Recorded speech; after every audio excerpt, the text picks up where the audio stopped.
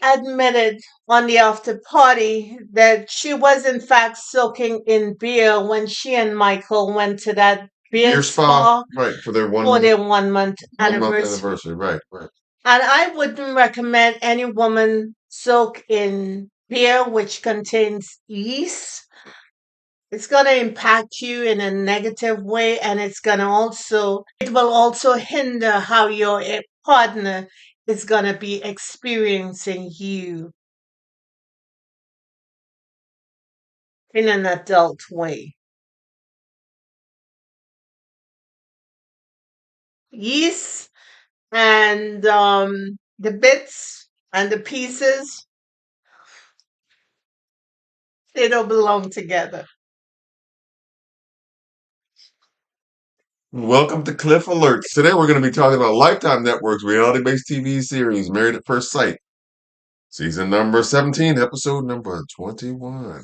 And before we get into it, please like, share, and subscribe. Please click that notification button so you know when we upload new stuff. Please start off with Michael and Chloe at this animal sanctuary. Yeah, it's called Broken Shovels, where it's a rescue facility for animals who have had challenges and maybe sustained injuries as a result of their traumatic experiences. Yeah, and they meet a cow. She's a disabled cow, and her name was Layla Moo. Okay. And Chloe immediately started crying, and then they opened the gate, and a lot of goats. Yeah, she got bum rushed by goats, didn't she? Yeah, Chloe tells Michael that this is her dream, having an animal shelter. Yeah, or a sanctuary where rescues could get the kind of love and attention that they need. Michael said, well, he was never thinking about her as it relates to animal sanctuary or fostering children. That's not where his mental was. So he asked her to give him insights about what was in her heart to do for the future. Right, because the brother was concerned because the size of that sanctuary was kind of big. Massive. And she said she wanted half. Right. And then she talked about fostering kids, and she wanted to start at 5. Not only that, she wanted older children Like who had teenagers. been left behind, who are Teenagers, in yeah. high school Hmm. and may have had some sort of problems in the system. I could be wrong about this, but neither one of them are experienced parents, or they would both be first time parents. I would think that it would require a parent who has had some experience with. To giving someone love who hasn't had it so far in their life. And there Yeah, are a lot of kids out there who need exactly it's that. admirable. I give them that. After they went to the adult store, they consummated their marriage. Yeah. He thought it was fantastic Hmm. what he and Chloe now have going on. Hmm. And now he wanted to find out what's next because he's not sure what the future holds. Right, right. And as it relates to their living arrangements in particular, they were kind of unsure about what direction to proceed, correct? Yeah, They also had an opportunity to talk about, their living arrangements in terms of how they should transition from this experience to real life by living together 5 days. 4 or 5. Yeah, 4 or 5 days Mhm. together during the week, and then maybe having the weekend in our own separate places, right? And that makes no sense because they're now married. Dr. Pia came through and she asked them how they were doing, and they said, Michael said, generally they're doing well. Yes, and they're aligned in a lot of different ways about a Right, lot of different things, so right, that's very good. absolutely. Very good. And Chloe said that this relationship she's in with Michael is the most mature relationship she has been in. Dr. Pia, knowing that they could be subject to feeding her ish, she asked, well, what is going on? And they started talking about this living arrangement situation. Right, right, right. And Dr. Pia decided that, once she had heard that they were considering uh, 5 days living together and then 2 days off or apart, she was like, this is not a good idea. Mhm. Not a good idea at all. You guys need to be bonded and connected together the entire time and figure things out together, Right, as not they go. apart. Right, as you go. And I think that that was probably something that they may not have considered or were expecting Dr. Pierre to say, but I think Dr. Pierre was on point with that.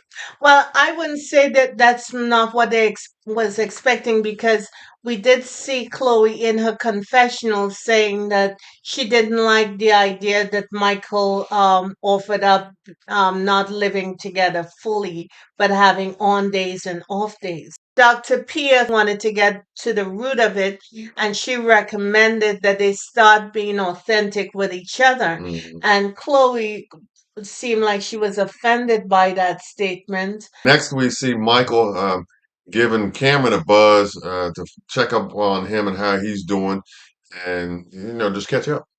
Right. And Cameron said that Claire is a liar. Emily was just doing what Claire wanted her to do. That was a little bit too much for him. That's why he left. He was pissed And he was really upset. In fact, he said he is not trying to talk to Claire ever again, because she lied at every step of this process, according to him.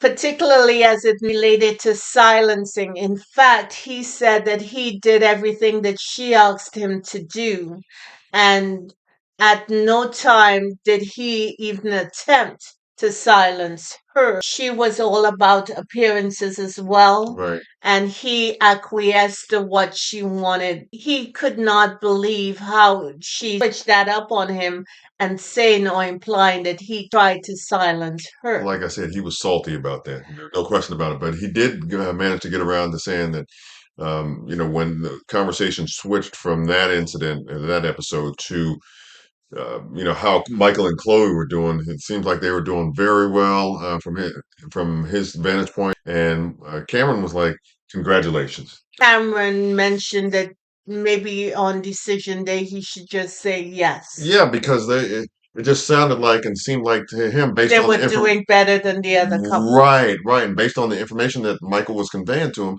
they were in a good spot and moving in the right direction. They're at the beer spa, and Chloe is saying how happy she is and what have you. And she asked Michael if decision day was tomorrow, what would he say?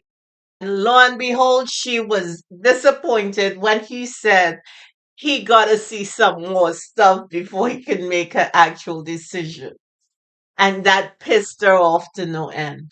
She's not as secure and comfortable as she might like to project that she is. I mean, they both agree that they're, especially from Michael's end, that they're on a trajectory towards being in love, because of how this process is set up. You have to go about it in a different way to get to that level. She wanted that answer now. Tell Right, me now. right. But he didn't dismiss her answer. He No, just told her that right through here, I can't tell you exactly what I'm gonna say. right. And he also, And that's reasonable. I totally agree. And he also referenced the fact that they have a strong or an in-depth emotional connection. And I agree with him based on what I've seen. So The little bit that I've she seen. just gotta be balanced. He didn't say no, so I'll just take what he said and run with it. So she needs to pull up is basically what you see. Basically, maybe the beer is starting. Oh, starting to have some kind of impact. So that's all we have. That's all we need to have.